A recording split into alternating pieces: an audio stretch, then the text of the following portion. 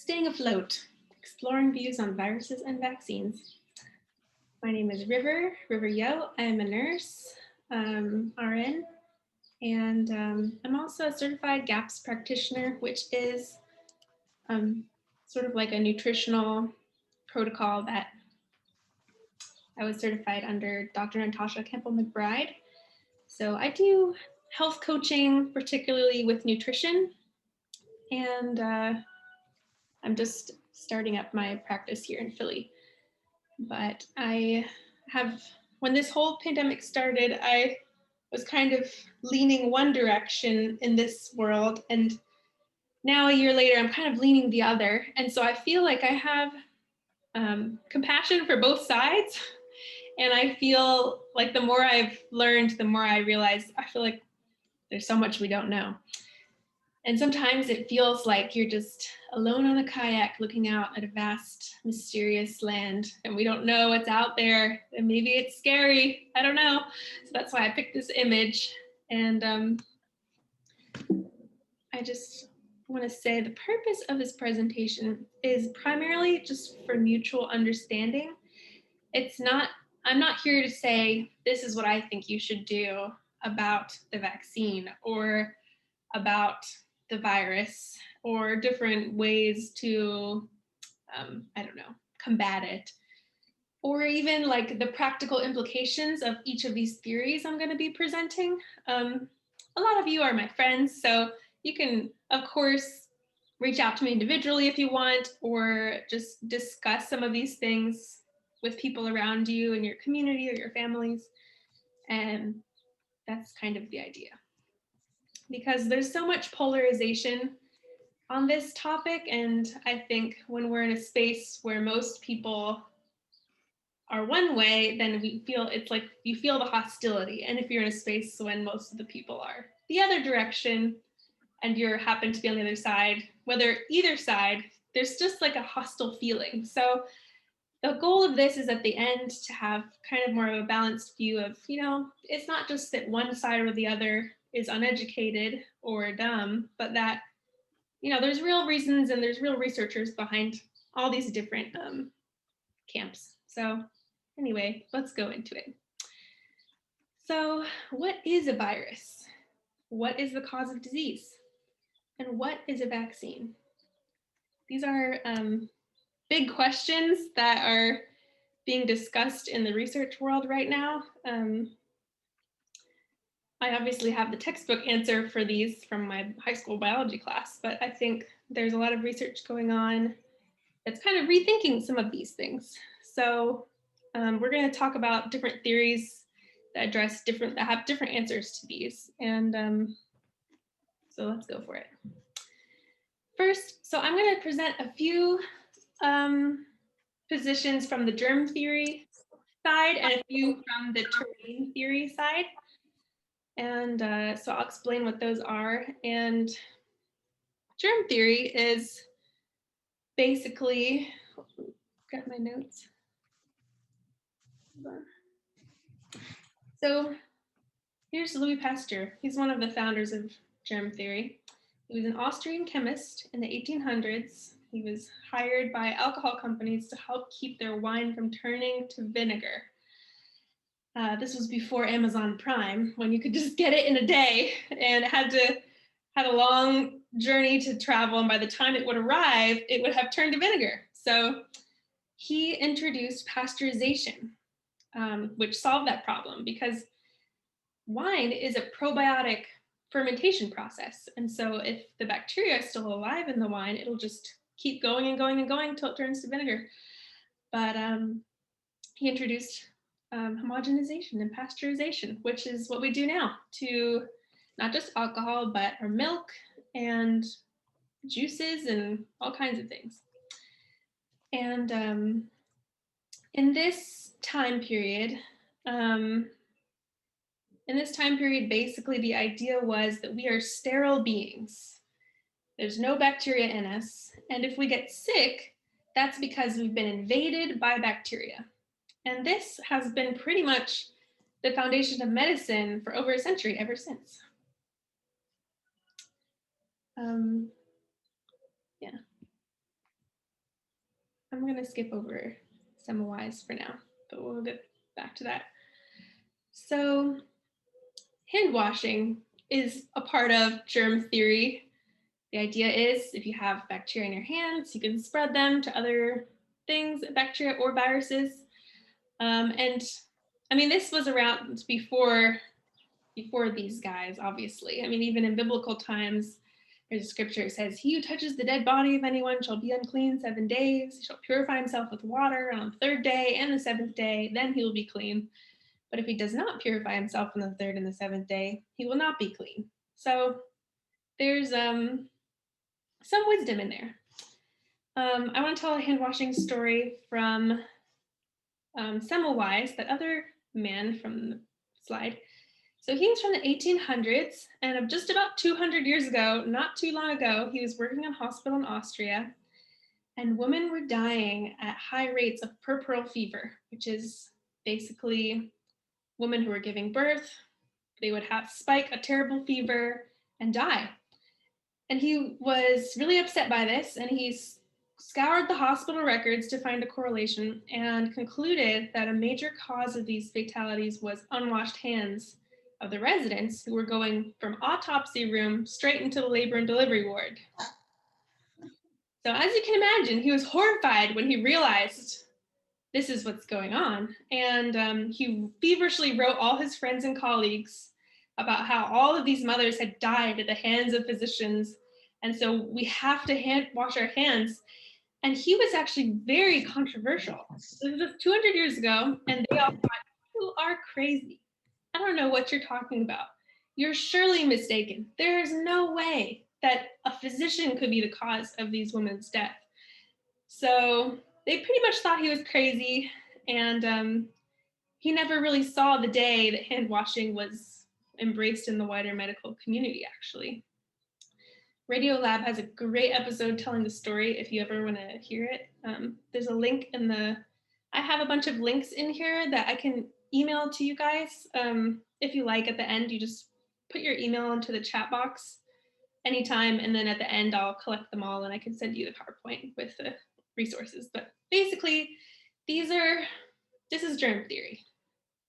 So first camp that we'll talk about is mainstream camp, where in each of these I'm going to talk about the foundational beliefs of each camp and then the actions that they would support based upon those beliefs. So here we have it. It's a virus, SARS-CoV-19 or 2, whatever this acronym is. And this is from the CDC website. This is the virus that causes COVID-19. Here in yellow, that's the culprit.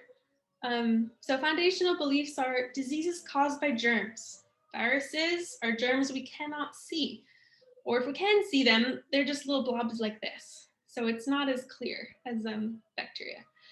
That viruses can hide, that maybe you don't look sick and you're fine, but secretly hiding in there is a virus that's latently laying there and can cause disease in other people, even if we don't, cough on them or something. They are elusive. Vaccines alone can protect us from viruses. We don't have antibiotics for viruses like we do bacteria, so vaccines are basically our go-to. So based on this, our actions would be to, number one, have barriers to limit spread. We have a lot of plexiglass everywhere. Distancing, because of even a hidden virus, even if someone doesn't look sick, we're still going to stay away from them and stay 6 feet away, because who knows, they could have some invisible version of it or be positive but without symptoms. And the US actually invested a lot of money in building factories for all of the major contenders for the vaccine before they even went through the whole research process, and they knew maybe only 2 or 3 of these would go through. But for the purpose of time, they wanted to have the factories ready ahead of time so that they could just make them really fast, because time is of the essence. So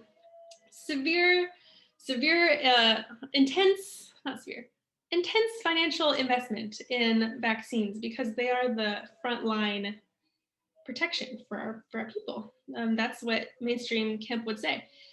And so we need to have mass vaccination and vaccinate as many people as possible, because if we do that, we'll have herd immunity and then we'll beat it. So that is basically this camp. I have a 2-minute summary from, I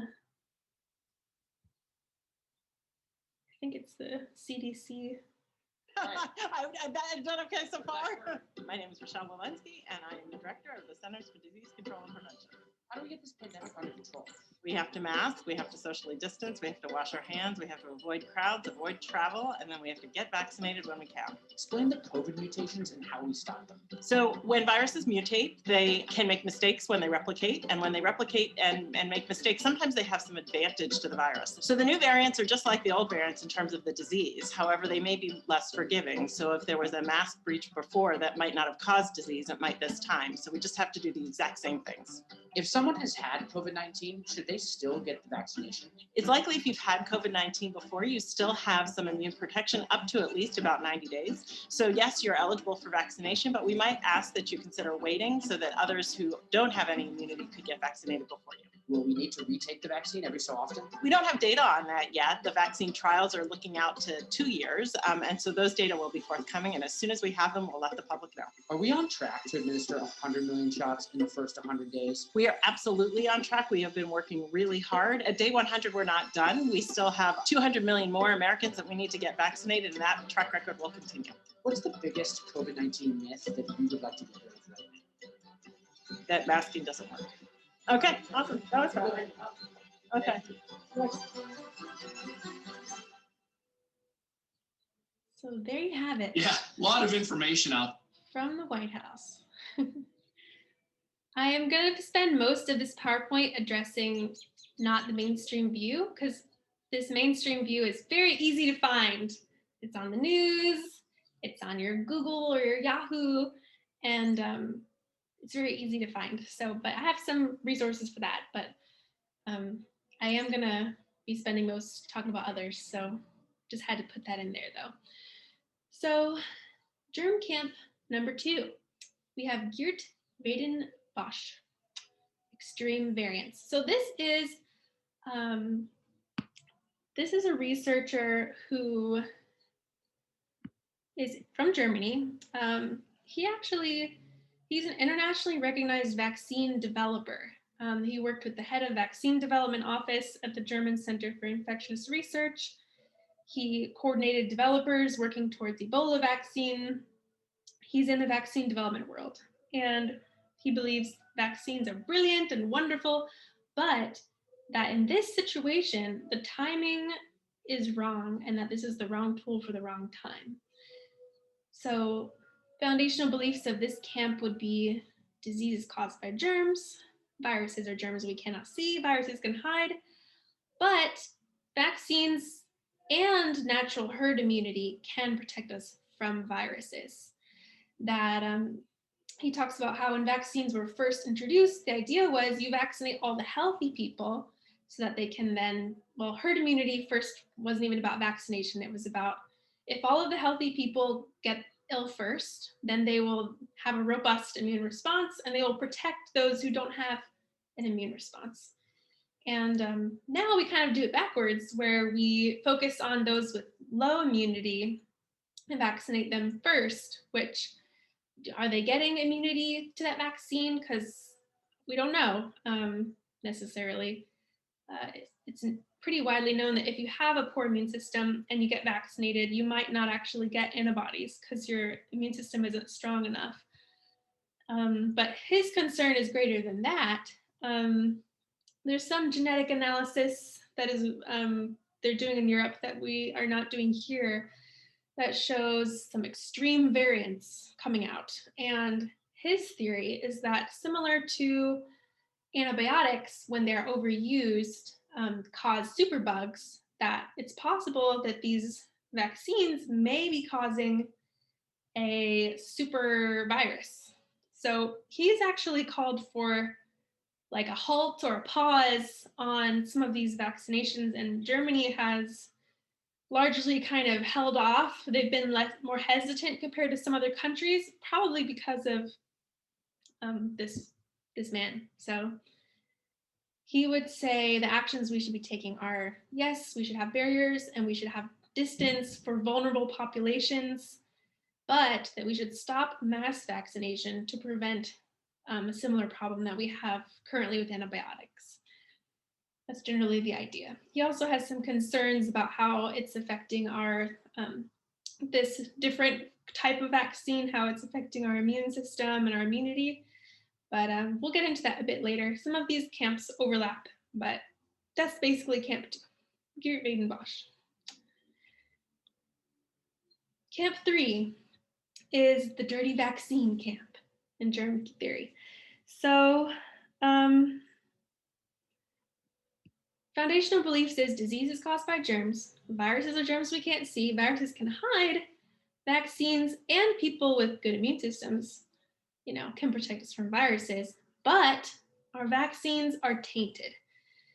So people in this camp have some concerns about the ingredients in vaccines, that yes, we need vaccines, but some of the things we're putting in vaccines may be causing severe side effects that we're not properly measuring or not properly acknowledging. And so we need to clean up our vaccines. So they would say the actions we might take are, again, have barriers, have distance, but to stop mass vaccination, or at least postpone it, to prevent adverse reactions, autoimmune conditions, and death. There has been now reported over 50,000 adverse events, including, I think, over 2,000 deaths, and I think, I forget my statistics, I don't have them down here, but, and serious long-term effects associated with the vaccine. And that's just the ones that, the vaccine companies have deemed, oh, well, that's probably from the vaccine, because they have to parse through these, but, and they would say that we should use actual controls in our vaccine research for signs and symptoms. One thing that I didn't know before was that in every vaccine research study of any vaccine that we already have, there's never been a control of just a saline injection. It's always the way we do science is, we give one patient the test drug or the test vaccine, and the next patient we give something that looks like it. So usually that would be like a sugar pill or something or maybe a salt pill, something innocuous. And what we do with vaccines is we'll give one person the vaccine with a bunch of all the chemical components and the viral bit, maybe a weakened virus, and the other person will give them basically everything except the little viral component. So all of the little bits of, metals that people are concerned with, or other preservatives and things like that, but without the virus, and they will give that to the person. So some of the people in the dirty vaccine camp say, well, that's not good because we're not comparing the adverse events from these additives to just saline and what the difference would be. So some ingredients of concern are mercury-based preservatives like thimerosal. They've decreased the amount of thimerosal in a lot of vaccines in the past just 10 years because of public opinions. But there's still aluminum, antibiotics, egg protein, formaldehyde, MSG, I don't know how to say that, squalene, gelatin, polysorbate 80, and aborted human fetal cells and fetal DNA. Some of the vaccines we already have fetal DNA in it, and there's some concern that that may cause autoimmune conditions that can be lifelong and may contribute to that in some way. So that's Germ Camp 3. Camp 4, we're kind of going through these at record speed. Gene therapy. So I'm gonna actually try to play, oops. I'm gonna try to play this video because I was running through this with my husband to practice and I wasn't able to explain it very well, but YouTube was able to, so.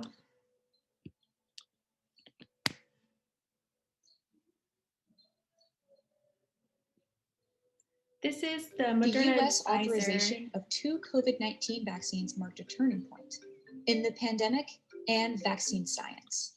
These vaccines use messenger RNA, or mRNA, to deliver immunity.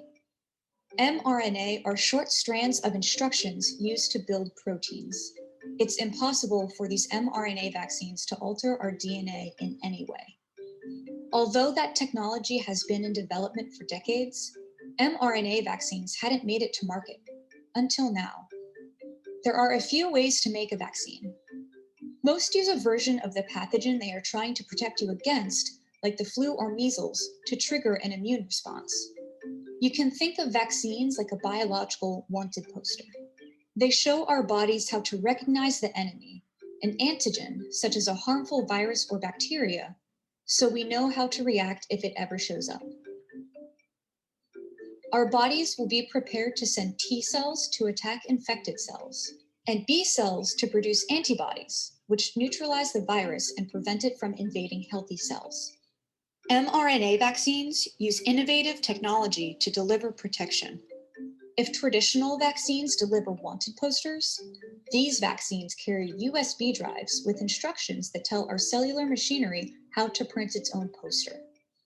In other words, they instruct the body to make its own antigens. In the case of the coronavirus, the antigen is the infamous spike protein that attaches to and infects your cells. These vaccines use mRNA, a molecule that our cells need to create any type of protein to introduce us to that spike. To start, researchers isolated the part of the coronavirus's genetic sequence that codes for the spike protein. Then, they put an mRNA molecule containing the code into a super tiny drug delivery system known as a lipid nanoparticle, which can enter our cells. Inside the cell, ribosomes use the code to create a protein chain that resembles the enemy, the coronavirus's spike protein. Those cells can then temporarily display a lookalike of that protein, which prompts our immune cells to respond as if it were an antigen from a traditional vaccine.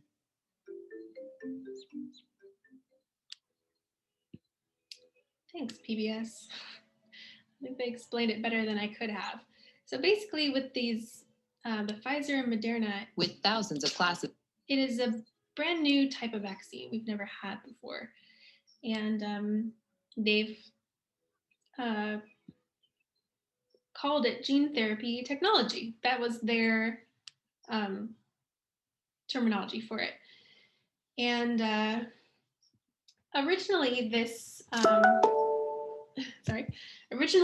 method of was attempted for use for cancer therapy and a few other things, but it didn't really work out. So now it's being used in vaccines. And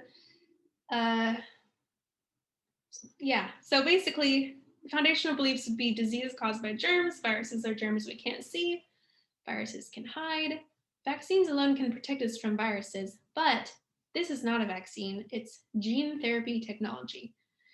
So there's some people in the legal world that would say, well, vaccines have all of this immunity and special laws around them. And because this isn't the normal kind of vaccine we've had before, they would argue this isn't a vaccine. So it shouldn't get all of these extra protections or special rules, exceptions that a normal vaccine would get. And that we should be cautious. So people in this camp would say, well, we still should have barriers and distance, but we should only use traditionally made vaccines, the type of vaccines that we already have, and that we should close the state of emergency, which some would say is being extended because all of the PCR tests and these vaccines were approved under conditional conditional means because we're in a quote unquote state of emergency. And as soon as that official state of emergency drops, none of these things have gone through the usual rigor of, that a normal vaccine or pharmaceutical product would go through, and we couldn't use it anymore until it does go through that. That's the idea. So that's kind of the hesitancy we have coming from this crew. Let me just check my notes, see if I'm forgetting anything. Hopefully that makes sense. Yeah, basically, this vaccine is training. It's instead of exposing your body to a dead virus or something, it is training your body to create that bit of virus. And it's only one spike protein, which I believe there's maybe, I think 46 different surface proteins that have been identified belong to coronavirus. And this would just be causing your body to produce one of those. So there's some, some people in the Geert, Vanden, Bossche camp might say, well, maybe this is why we're getting variants. Maybe because we only have one spike protein that our body is learning, and we're not learning the other ones. So it's easy for it to, come at us another way. But yeah. So, alrighty. So that's all my germ theory camps. Now I'm going to talk about terrain theory. So in the beginning, when germ theory was first really, stamped as like a term, there were a group of scientists that were kind of saying, germ theory isn't what we should be going for. We should go for terrain theory. And the first microscopes we didn't used to kill bacteria before we looked at them. Now we put them through a stain process, and we have very strong microscopes, so we can't see them alive. But the first microscopes, you could see bacteria while they were still alive, and that's what everybody was doing. And so they said that they observed that bacteria would change their behavior based upon the terrain or the environment that they were in. That if they were in a toxic environment or they were malnourished, then they would become harmful. But if they were in a healthy environment, they could actually be beneficial. So this is kind of coming back into the attention of science and medicine. And everyone's probably heard of the microbiome. That's like the new thing everyone is talking about, how you should eat yogurt because it's good for your microbiome. So I just have a quick little video explaining that.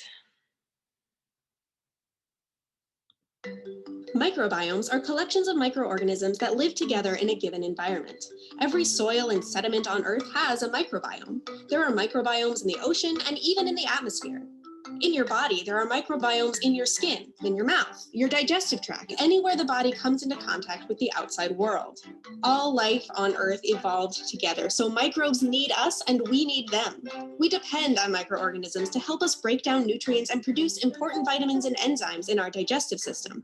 It's estimated that there are over 1,000 different kinds of microorganisms living inside our bodies, containing about 300 times more genes than our own human cells. If you put together all the microorganisms inside you into one mass, it would weigh as much as 6 pounds. In comparison, your brain only weighs about 3 pounds.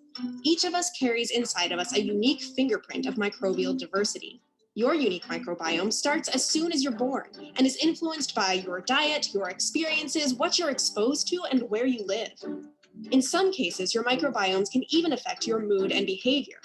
Scientists believe there are several pathways through which the bacteria and other microbes in your body influence your brain chemistry. For example, experiments have shown that organisms that are raised in a completely sterile environment perform differently in tasks related to learning, memory, and social behavior.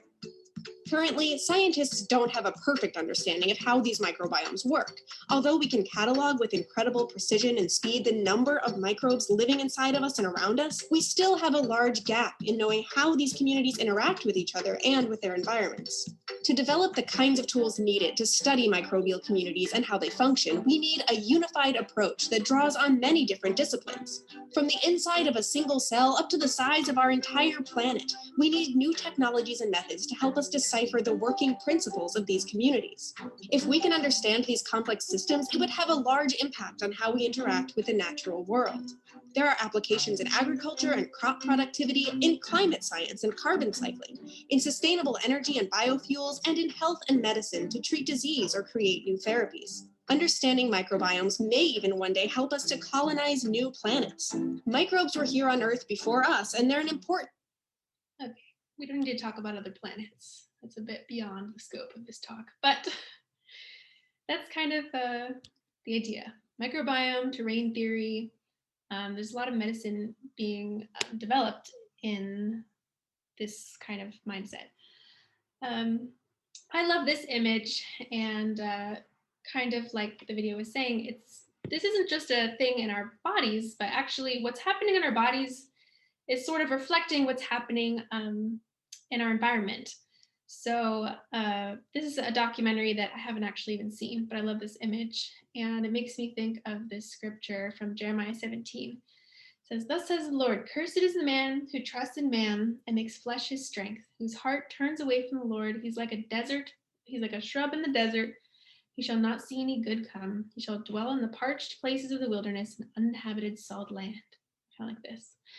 "Blessed is the man who trusts in the Lord, whose trust is in the Lord. He's like a tree planted by water. It sends out its roots by the stream and does not fear when heat comes, for its leaves remain green, and it's not anxious in the year of drought, for it does not cease to bear fruit." So on the left, we see a farm that is basing their practices on germ theory.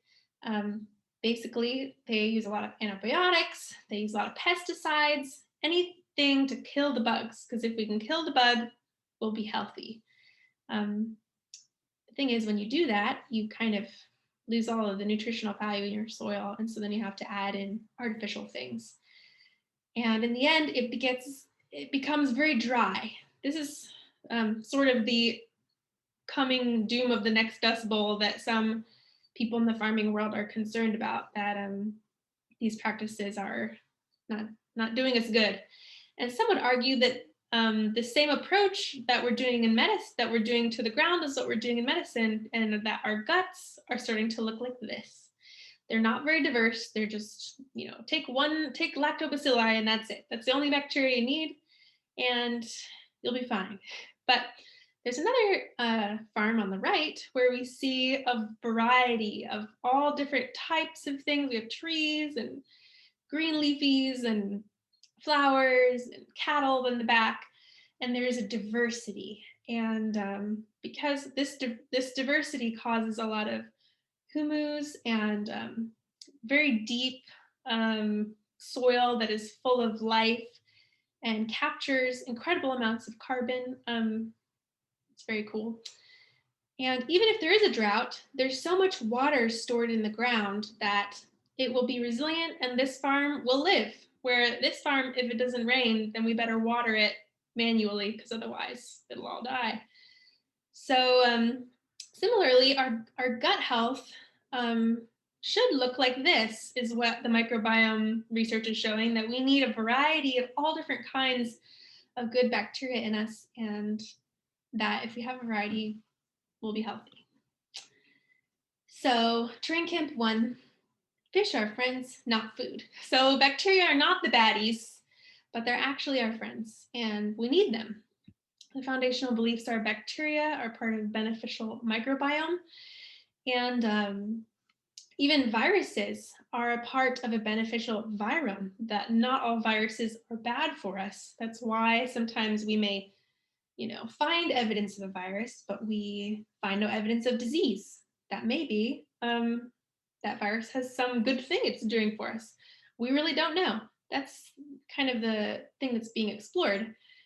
they would say disease is caused by starvation and poisoning, that it's not a bad bacteria or a bad virus necessarily, but that it is a tissue that has been starved and poisoned. For example, if someone has a lot of yeast overgrowth, some physicians, like the one I'm trained under, would say, well, yeasts are very protective to the body against toxic metals, that yeasts are able to kind of sequester them and hold them so that they're not damaging the body. And just so they're doing us a good service. But, obviously, if they take over and you have candida everywhere, then you have bad symptoms, but that they're there for a reason. And that the reason is not that some of these guys that show up when we're sick may actually be like the firemen that are showing up to put out the fire. So healthy internal and external environments can protect us from viral bacterial imbalance. So this terrain theory group of people really believe strongly in clean environment and clean food that's free of, toxic chemicals, and that if we can feed ourselves nourishing food, that we will be strong and we will be in balance and we'll be healthy. So therefore, actions that they would say we should do is remove poisons from our environment and to nourish our population with nutrient-dense foods. So camp 2, short circuit. So this is kind of an extension of the previous camp. Diseases caused by starvation and poisoning and electric disruption. So our bodies are very electric, as we know. Our hearts, we do EKGs, we do EEGs of our brain to see brain activity. Our neurons are all electric, and there's not a lot of research yet on exactly how the electricity in our environment may be affecting our bodies. So I'll just keep going through these. Epidemics always follow new electrical events or installations such as comets, radio, telegraph, and electricity. So yeah, there's a book that kind of goes through the history of this. It's called The Invisible Rainbow by Arthur Furstenberry, and I have a link to his book and also a quick interview he did kind of summarizing it. But basically, he looks at history and he's like, well, World War I, all these antennas were installed with strong radio signals for the first time, and the world was bathed in radio signals that it had never experienced. And that was right before the Spanish flu happened in 1918. And then 1957, they had radar installation. And soon after that was turned on, we had Asian influenza. 1968, there were 28 satellites that all went out. And soon after those were turned on, we had Hong Kong flu pandemic. It's always in Asia, right? So in each of these cases, the electrical envelope of the Earth was suddenly and profoundly disturbed, and with new signals, and along with it, the electrical currents in the human body, is what he says. So, yeah. So research studies on the effects of EMF and their correlation to increased incidence in cancer and chronic disease is pretty well known. I mean, it's just in the nursing world of people I know, this is not very scientific, but if someone has some tumor on their ear or near their ear, oftentimes they're like, oh, it's one of those businessmen that has one of those Bluetooths on his ear all the time, day and night, day and night. And, a lot of nurses that I'm friends with will talk on their phones on speaker or use headphones because we don't want it near our head, because we just feel like there's something going on there that is probably not good for us. And you can buy cell phones that have more or less EMFs that they emit, and choose your phone based on that. And yeah, there's been some research on 3G and 4G, but there was no research done on 5G before it was installed. So that has sparked some concern among people that we should have at least studied this a little bit. So we really have no idea.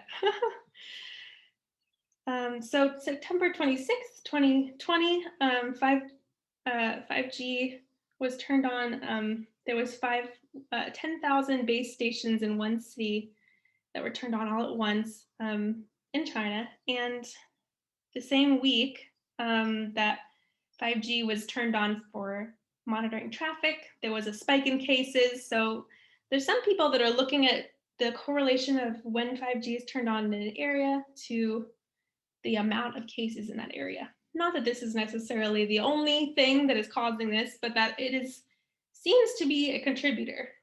This could be a reason why a lot of Africa hasn't had hardly any problems with coronavirus nearly as bad as in the US or other places. Some people have, yeah.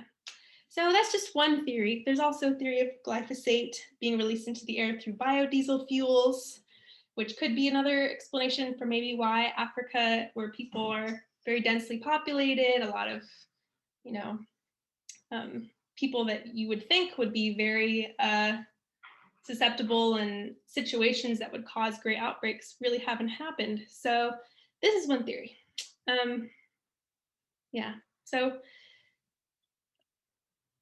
Viruses may help detox us or even may help us to evolve. We'll get into that soon in the next one. So they're saying maybe this COVID virus is not actually the cause, but maybe it is the fire truck that is helping us to evolve to this new bit of energy that we've never seen before. And I'll get into that in the next camp. Healthy internal and external environments can make us more resilient to electric disruption. So therefore, the actions that would be proposed by the short circuit camp would be to remove excessive use of Wi-Fi, Bluetooth in our lives, and to slow the increasing levels of Gs, 3, 4, 5G, and to nourish our population with nutrient-dense foods. So these are not the smart fridge kind of people. These are the people that would turn off their Wi-Fi box at night to decrease their exposure, or maybe even get some EMF blocking paint for their nursery to keep the EMFs coming from outside, and they wouldn't use a baby monitor, and maybe try to decrease their cell phone use and that sort of thing.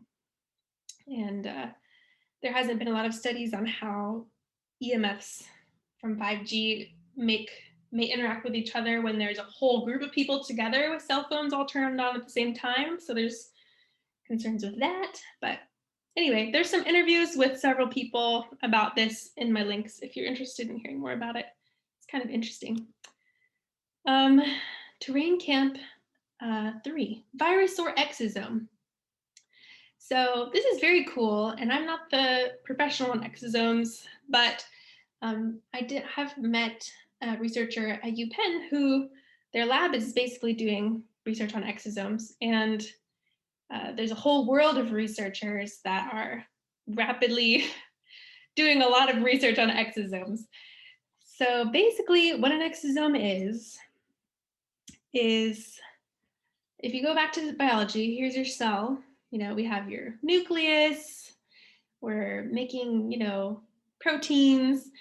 And before, what I learned in biology class was that exosomes and these little microvesicles were just kind of a garbage system. Something, whenever there's something we just don't need anymore, or something we need to get rid of, we'll just kind of bleb it out, just bloop. Kind of like the cell is pooping, this is happening. But now there's a lot of research looking into what exactly are these guys, and are they doing something more intentional than just waste? So basically, viruses have essentially all the physical components of an exosome. Let me get my notes here. So this camp could be seen as an implication of the first two camps. So these exosomes, they're the same size, they contain the same components, and they act on the same receptors as viruses. And when there's a study where, if a mouse is given Tylenol, it produces an increase of liver protective exosomes. And another group of mice, if they're given those exosomes, they don't become sick, like if they just got a virus, but they actually produce a protective response in their liver also.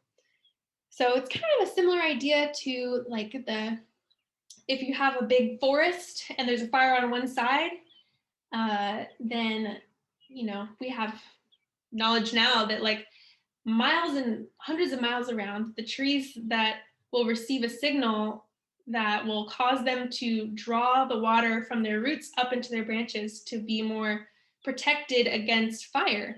So in a similar kind of idea, researchers are exploring, are we doing something similar?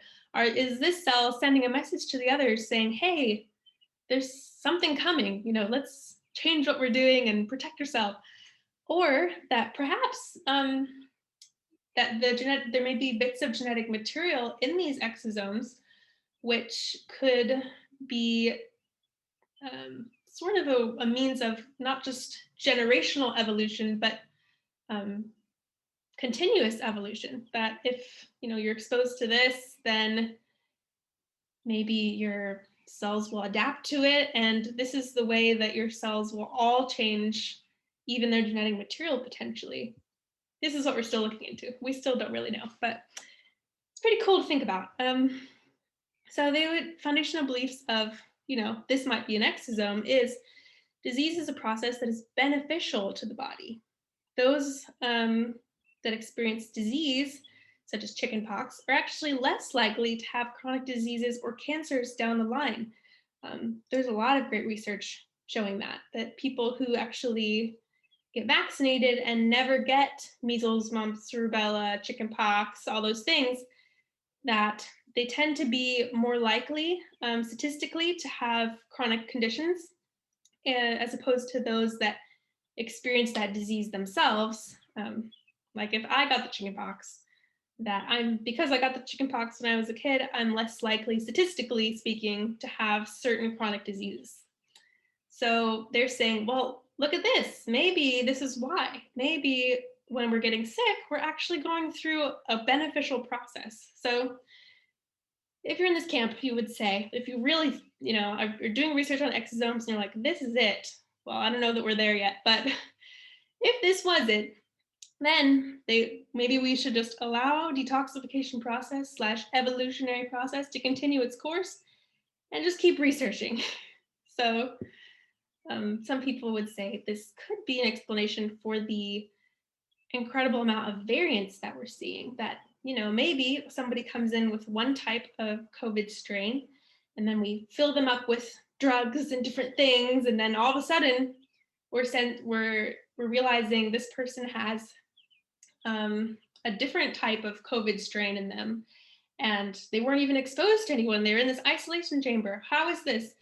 And now there's 10 of them. How is there 10 different strains in this one person?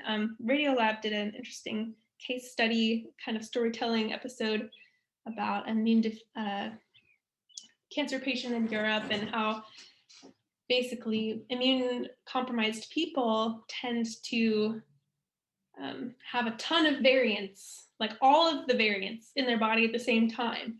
Not just, oh, I have the Brazil one, or oh, I have the Europe one because that's the one I caught, but that they're within one person creating 10 variants. So they interviewed some scientists on there, and it's very interesting. But if you were in the exosome camp, you would say, well, no wonder they have multiple variants, because they have a lot more problems going on. They're a lot sicker, and there might be multiple things going on.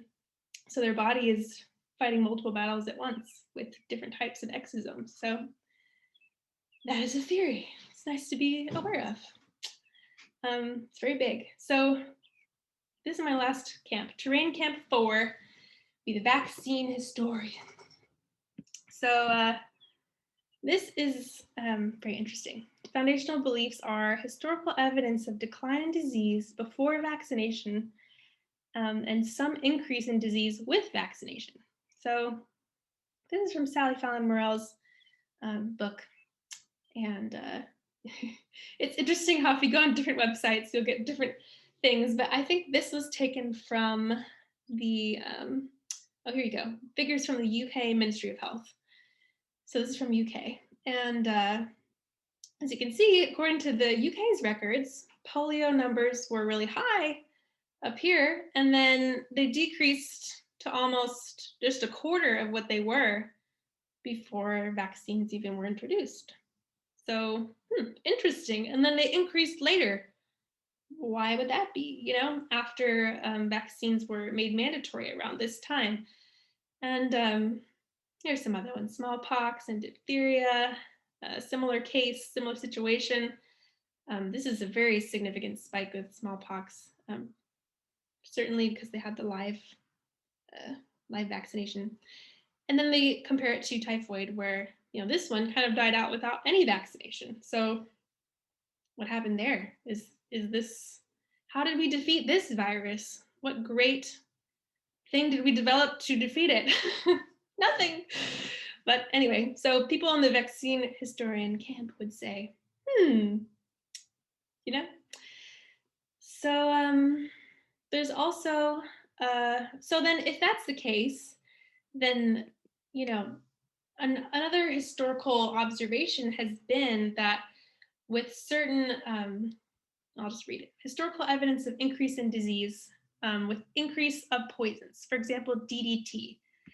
And so this was, DDT is kind of like DEET of the old days.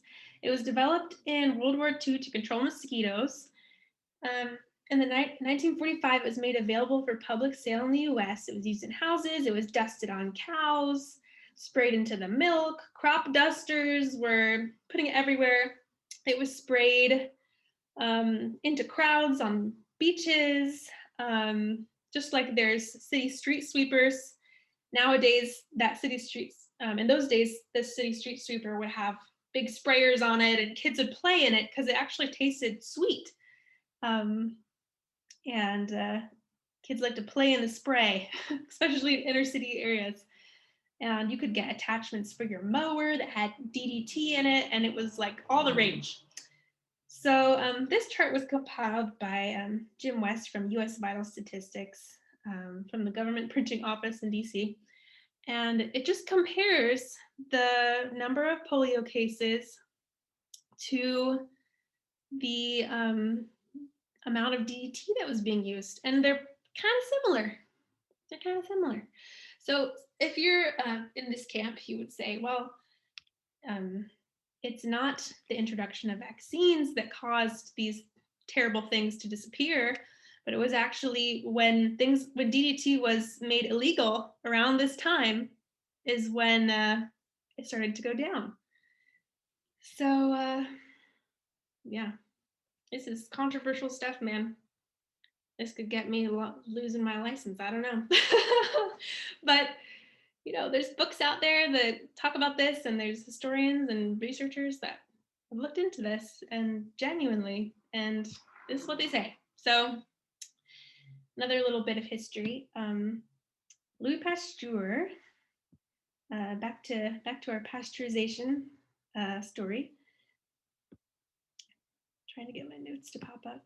Here we go. So let's talk about Koch's postulates. This was I learned this in high school as well. Just going to go real quick through this. So basically, this is the postulates that were created to say, this is how you can prove that this disease was caused by this bacteria. And there's something similar that Rivera did for vaccines. Basically, you have a sick animal. You take a sample from that sick animal or person, and then you cultivate it and make more, and you look at it and see what it looks like. And then you infect another animal with it, and that animal, if they exhibit the same symptoms as the first, then you can say with pretty good confidence that, okay, this particular bacteria, which came from this mouse, caused the same disease in this mouse, which means this bacteria causes this disease. So these are the postulates. And this is what Pasteur claims that he proved and that he did, that he fulfilled all these postulates in his papers. So later, his papers were donated to the French National Library by like his great grandson or something. And Professor Gerard Giesen of Princeton University published an analysis of his notebooks, which revealed that he had committed massive fraud in all of his studies. And this is just historical knowledge now in the research world, that, for example, he injected anthrax spores into vaccinated and unvaccinated animals. But, and he said, oh, all the unvaccinated died. So that means the vaccinated ones, they lived because they were vaccinated. But actually, he also injected poison into the unvaccinated animals, which he did not inject into the vaccinated ones. So in his journals, he said outright he was unable to ever transfer disease with a pure culture of bacteria. He was only able to do it if he took the whole infected tissue. Like he would take some brain tissue from one animal and inject it into the brain of another. And that was the only time that he was able to prove or really spread in a scientific manner a disease from one to another without some toxins added in. So according to Dr. Cowan's book, which I have a link to, since Pasteur's day, no one has actually ever demonstrated experimentally the transmissibility of disease with pure cultures of bacteria or viruses since Pasteur's day, which is kind of a crazy claim, but if you look for it, it's, I'm not a researcher, I don't have all the time in the world, but that this has never been done. That every time that we do this, even now, we always mix the bacteria with something in order to cause disease in the second test subject. So then the question becomes, was it the bacteria or was it the poisons or toxic things that we added to it that is causing this? Obviously, there's some overlap because some bacteria create certain poisonous materials and things like that, but yeah. So foundational beliefs would be cautious postulates must be upheld. We need good, clean science, not just willy-nilly injecting animals' brains with toxins and claiming it proves something. That the transfer of pure virus from a sick individual to a healthy one has never caused disease. And there's lots of other examples of this and other research studies in history that I have resources to if you're interested. But so the action would be, let's return to the scientific method. Let's have honest, good research. And that's what they would say. Kind of similar to the dirty vaccine camp, but in a more terrain kind of idea. So I know it was a lot. What should our response be?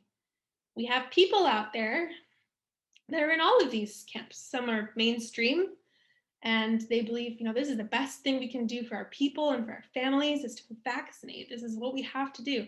There's people who believe, oh no, we cannot vaccinate because we're going to create extreme variants. We're going to cause this whole thing to blow up. Others are like, oh, we can't because it's dirty. There's chemicals in there and there's toxic metals that are going to cause autoimmune disease in our people, or may cause gene issues, or maybe this is an exosome, or maybe this is just a sign that 5G is too much for us, that we should focus on good bacteria and focus on just nourishing our health instead, or stepping back and looking at the big picture. So what is a virus? There's so many answers to that question in research today. There's so many answers. What is the cause of disease? There's multiple answers to this that people are looking at. What is a vaccine? There's some debate on that. Is this a vaccine? Is that a vaccine? Is the vaccine even good for us? And is it our only hope? So I want to end kind of where I started with the main camp and just sometimes I feel like, gosh, there's so much out there how could we possibly all go for one of these theories when they're all out there and there's all research being done in all of these areas? How could we possibly all subscribe to one? Is that a good idea? And sometimes I get frustrated, but there's people that I love that really believe in this. And so this is one of my friends on Instagram. She said, "First dose today for protecting the people I love, for protecting the community around me, feeling so emotional and so grateful to be at peace in humanity, towards moving towards healing." Yeah, so we've talked about how for some people who subscribe to different various views, a vaccine doesn't make sense or is even a scary thing that may lead towards problems. But and that's valid. Well, here's my statistics.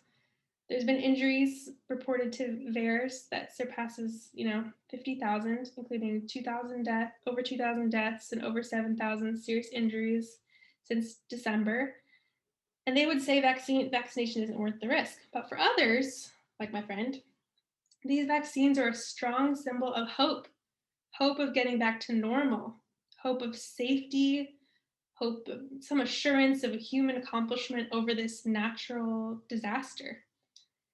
One of my other friends wrote on their Instagram, I got this for the protection of my family and my community to keep COVID from having another chance to mutate and for the collective good of our society to move forward in health, safety, and wholeness. Here's to the first step of getting life back to normal. So they would say COVID infection is not worth the risk. Others would say vaccination is not worth the risk. So wherever we stand on this, what should our response be to people with different views? I would say our response should be compassion, empathy, and maybe some curiosity. We've all experienced loss during this pandemic, whether it's loss of a friend or family member, loss of a job, loss of just the simple joys of everyday normal life before social distancing. And we all want this pandemic to pass. And we all have different ideas of what actions would bring that about. And to some extent, we're all scared. Some are more scared of COVID, others are more scared of the vaccine. And we should have empathy towards our friends and neighbors who are making decisions based on all of these very valid experiences. We're all human. So this issue is too nuanced for there to be blanket statements about what people should or should not do about vaccines. Every person has to decide for themselves what feels right for them and their family. And I hope that this presentation has helped introduce you to a variety of views you may not have been aware of, which can help you grow in compassion and empathy for those who have different views than you, and maybe even curiosity. So there's so much we don't know, but that's not a bad thing. And I have hope that if we look for it, there's much yet to discover. So we started out with this picture of a kayaker out in the middle of the wilderness. And we could look at that and say, oh, that's terrifying. How deep is that water? What is lurking down there? But on the other hand, how much is there out there to explore and to discover? And maybe in the midst of this pandemic, the research that's going on will cause us to discover things that we never knew that will totally be really cool and really interesting, and we'll discover more about the world around us and the world inside of us. So that's everything. Here's some of my resources that I mentioned as we went along. And if you're interested, I can send those to you guys. But yeah. So thanks for listening. And I hope that this can spark some really good conversation among friends, or if you want to do research and share it with your friends. But I'm hoping that we can hear one another, a little bit more, and not just to smack the palm if you're happen to meet someone who's on the other side. And it's understandable to have those reactions because we feel so strongly and we've all been through a lot. But hopefully if we take some time to process this, what we believe or what we think, and to process what others think and why, that maybe we can have slightly less strong reactions and be able to kind of create a space where we can all love our neighbor a little more, not be afraid of each other or angry at each other. So thanks for coming, everybody. Yeah, thanks for sending me in those emails. I'll send you my PowerPoint. You can check it out.